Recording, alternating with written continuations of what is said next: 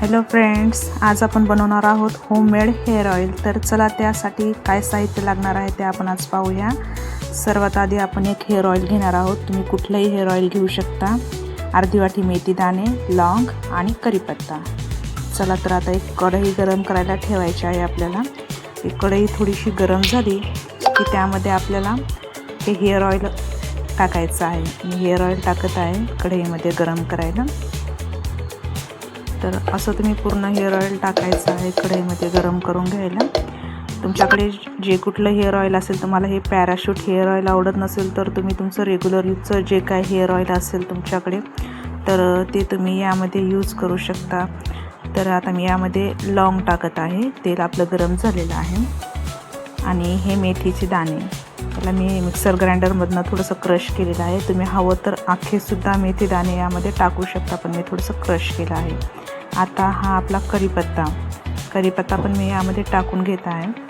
आणि याला छान असं ब्राऊन कलर येईपर्यंत याला थोडंसं आपल्याला रोस्ट करायचं आहे. कढीपत्ता, लॉंग आणि मेथी दाणे. तर यामध्ये मी टाकलेलं आहे सर्व. तुम्ही पाहू शकता हे जे काही हेअर ऑइल आहे हे गरम झालेलं आहे आणि यामध्ये किती छान असे बबल्स येत आहेत. तर आपला कढीपत्ता, लॉंग आणि मेथी दाणे आहेत ना, तर ते यामध्ये चांगले फ्राय होत आहेत.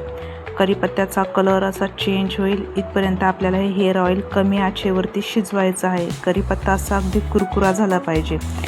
तर हे हेअर ऑइल वन प्रॉब्लेम आणि खरंच एनी प्रॉब्लेम आणि वन सोल्युशन असं हेअर ऑइल आहे. तुम्ही नक्की ट्राय करा. तुम्हाला हेअर फॉलची किंवा केस गळतीचे कुठलेही प्रॉब्लेम असतील, तुमच्या केसामध्ये डॅन्ड्रफ झाला असेल किंवा तुमच्या केसांची वाढ होत नसेल, तर यासाठी हे हेअर ऑइल अगदी उपयुक्त आहे. तुम्ही नक्की ट्राय करा. तुम्ही पाहू शकता व्हिडिओमध्ये की हेअर ऑइलचा कलर पण चेंज झालेला आहे आणि आपले जे काही कढीपत्ता, लॉंग वगैरे आहे ते एकदम ब्राउनी झालेले आहे. तर आता याला साधारणतः शिजल्यानंतर याला उतरून ठेवायचं आहे आणि 2 ते 3 तास हे तेल असंच मुरत ठेवायचं आहे, जेणेकरून याच्यातील जेवढा काही या कढीपत्ता, लवंग आणि मेथी दाण्याचा अर्क आहे तो तेलामध्ये छानपैकी उतरून जातो. थंड झाल्यानंतर याला एका फ्रेश बॉटलमध्ये भरून ठेवा किंवा तुम्ही कोकोनट हेअर ऑइलची जी बॉटल आहे त्या बॉटलमध्ये तुम्ही हे हेअर ऑइल भरून ठेवायचं आहे.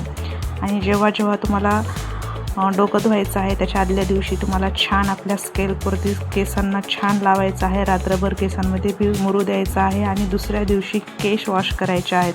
शॅम्पूने तुम्ही हेअर वॉश करू शकता किंवा जर तुम्हाला एवढा वेळ नसेल तर ज्या दिवशी तुम्हाला डोकं धुवायचं आहे त्या दिवशी एक साधारणतः अर्धा ते 1 तास तुम्ही हे हेअर ऑइल घ्यायचं आहे आणि तुमच्या डोक्याला छान अशी मसाज करायची आहे आणि नंतर वॉश करायचा आहे. हे हेअर ऑइल तुम्हाला कसं वाटलं मला नक्की सांगा.